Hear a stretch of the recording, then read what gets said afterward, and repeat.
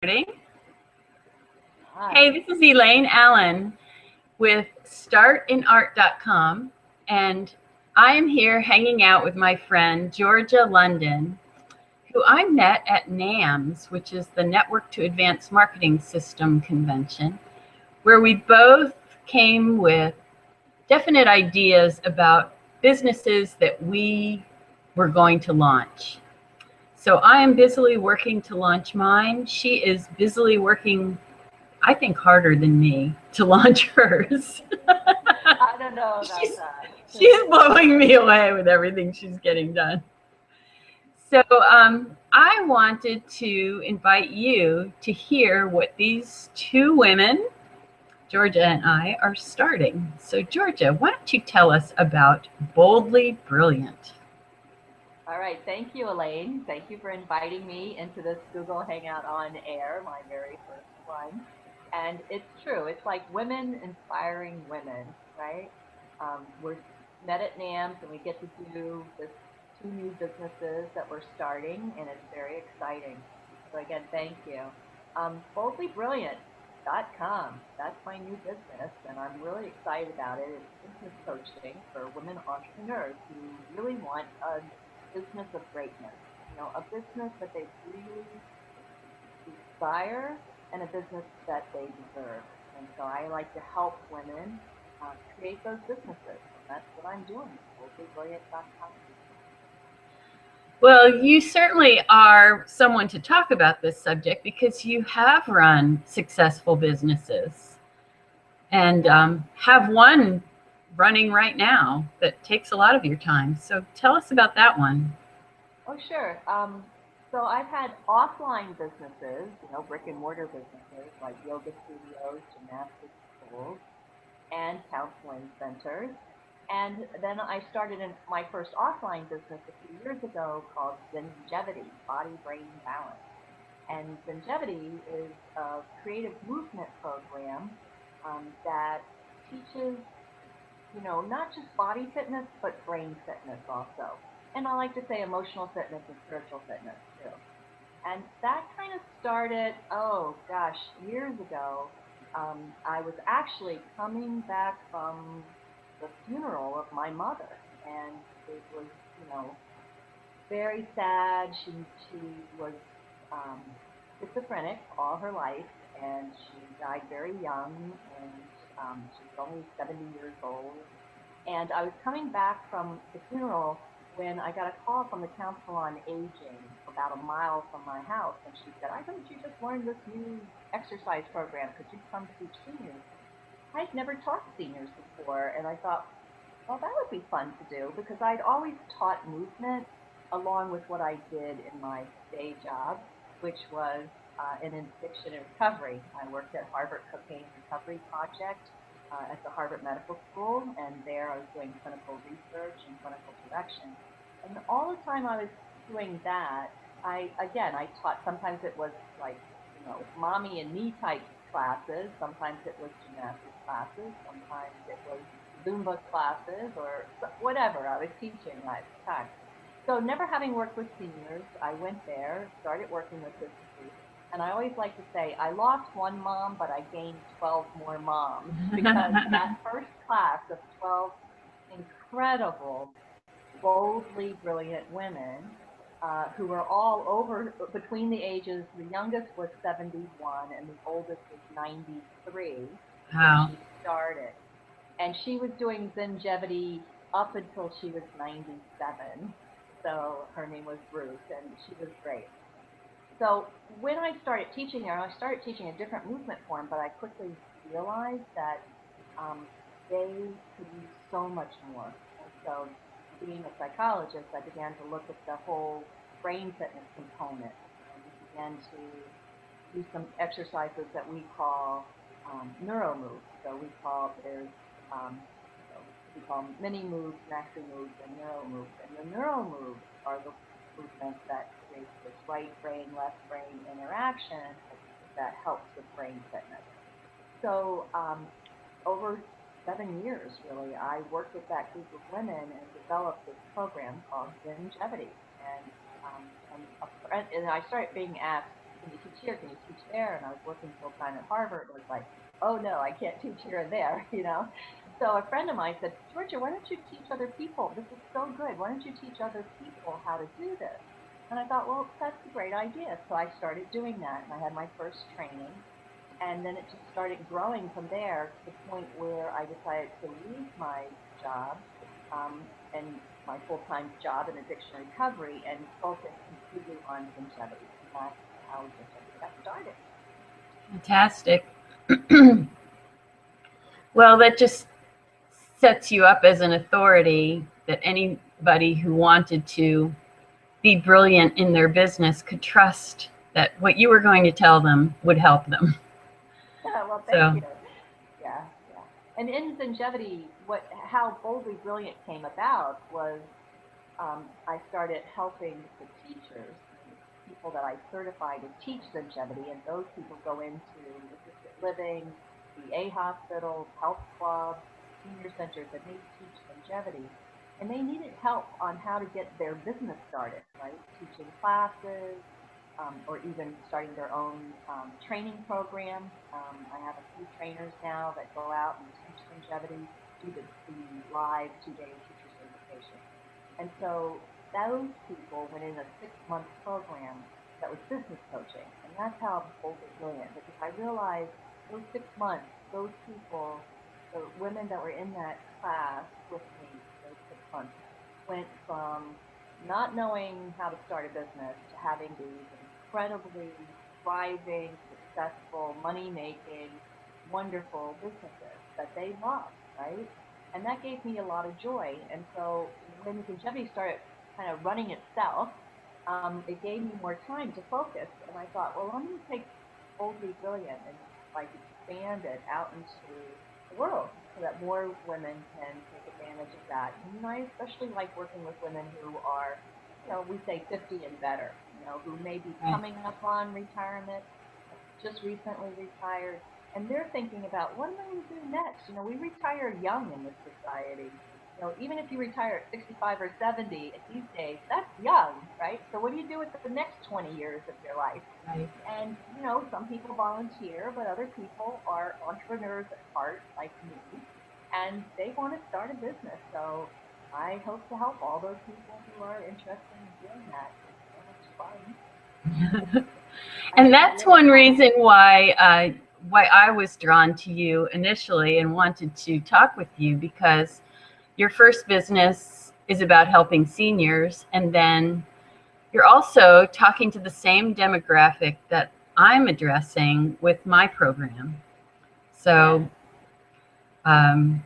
we definitely have a heart for women and for women in this age group.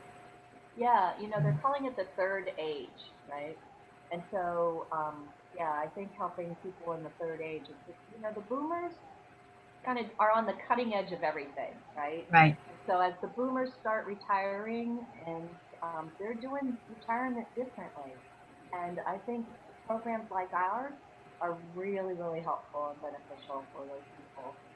People who might have been CPA, but now they want to take an art class. Now they want to learn to do art. They want to do something totally different. So right from the right brain to the left brain, the left brain to the right brain. So I think that's great. So tell me a little bit more about what you're going to be doing with your program. Well, what's really interesting, you talk about going from right brain to left brain. And in my years of teaching, and I've taught art, wow. Well, it probably started when I was a teenager, because I used to help with children's programs and designing arts and crafts programs for children's programs for camps and for churches. And then my career took me from art school to a position where I was an illustrator for an international children's magazine. And in that position, I was helping to design craft programs that were biblically based for churches. And that love of teaching all things art has stayed with me, even though I went through a graphics path and then moved into the fine art path.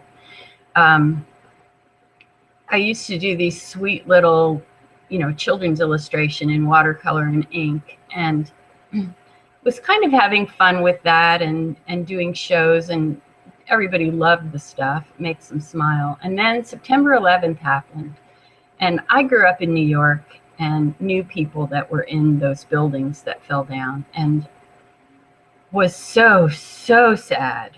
For weeks, I would sit there and look at the television and cry and watch as the names scrolled by on the screen. And then one morning, my son came to wake me up, and he said, "Mom, is this the day you're going to stop crying?" Oh. And I recognized that I had been so immersed in that sadness. And I thought, how do I use what I know to change that? So my art took a definite turn at that point, because what I wanted was to show that life had joy and there was hope. And so my paintings especially just became more message driven and more uplifting, rather than just cute and sweet. So that's kind of the path I've taken since then with my fine art. But since I've always taught both adults and children, in my years of teaching, what I've seen is that once people start diving into that creativity and start doing creative activity, especially if they've never done it before in their life, that it kind of opens them up to creativity in so many different areas, that all of a sudden they have a new bravery. Once they realize, whoa, I can do this. What else have I never tried? No. So I've watched people, and what's really exciting is to be with people that are at the tail end of a long career, where they're asking what's next. And then they start doing creative activity, and they start these flashes of ideas of, oh, I could do this. I had this one student that she owned a horse farm. So she had a stable, and she had a couple of teachers that came in and taught, and then she maintained the stable and took in money from boarding and all of that. And she was kind of tired of doing it. She'd done it forever and wasn't quite sure what was next. Well, now she does horsey camps for underprivileged and developmentally stilted children, and has witnessed miracles because of being able to work with these children and her horses. And it just was an entirely new path that brought her a complete infusion of joy.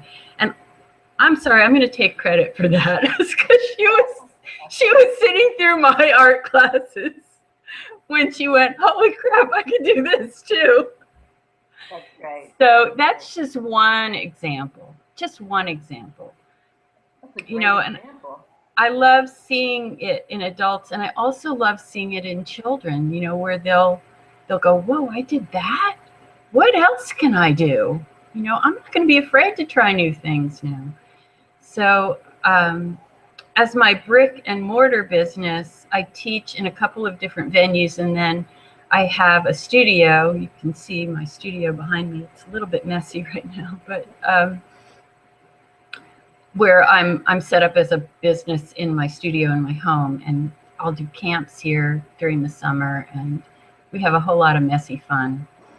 But I'm so limited in what I can do, because I want to teach very small groups of people, like for adults, typically less than 7, and for kids less than 5. I want to make sure they get it when I'm teaching it to them.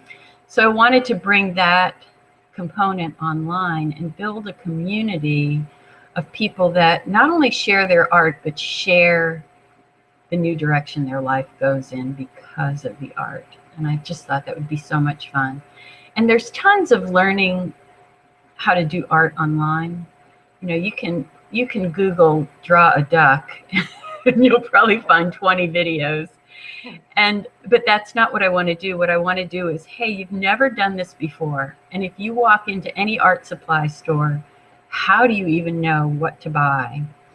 and Yeah. where to start. So my teaching is going to be from the very, very beginning. You know, this is what an oil pastel is, and this is how it behaves, and this is what you can do with it. And now, if you want to draw a duck, there's 20 videos out there that'll show you how. But you know, you understand the medium. Yeah, So sign that's me where up. I'm coming It sounds from. great. Yeah. Yeah, yeah, definitely. It sounds great. So that's what I'm doing. Building startinart.com. Startinart.com. I love that name. All right, so let's bring an end to our Google Hangout on Air. Yay. It was our little experiment. Thank you, Georgia, Thank for you. jumping in with me. And thank you for being the leader on this Hangout. I finally got this going. It's great. We should put our hats on to leave. Okay. You know I'm on a hangout with an artist when you hear all these crazy things going on. Wait a minute, I'm getting Yay! oh my Sierra. And I want some sound effects. Wait a second, I gotta find sound effects. Come on, where are you? Oh.